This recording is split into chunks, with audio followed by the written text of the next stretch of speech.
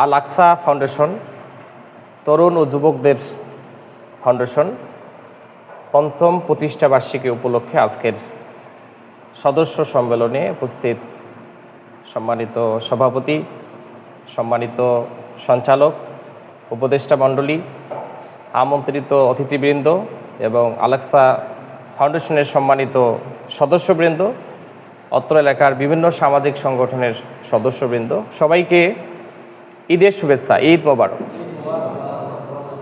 প্রোগ্রামের শুরু থেকেই যদি আমি থাকতে পারতাম তো খুবই ভালো লাগতো।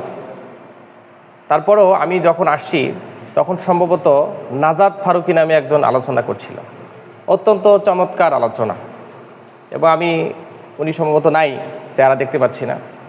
তো আলোচনা আমার কাছে খুবই ভালো লেগেছে এবং উনি মোটামুটি একটি সারমর্ম আলোচনা করেছেন। এরপরে আমাদের মেহমান সারিতে বেশ কয়েকজন আলোচনা করেছেন, অত্যন্ত চমৎকার গবেষণালব্ধ আলোচনা, কোরআন তেলাওয়াত শুনলাম।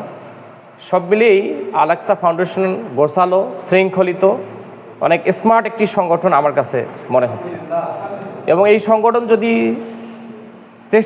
চিন্তা করে বা চেষ্টা করে এই অত্র এলাকাকে একটি ভালো কিছু উপহার দিতে পারবে, এটা আমি প্রত্যাশা রাখছি।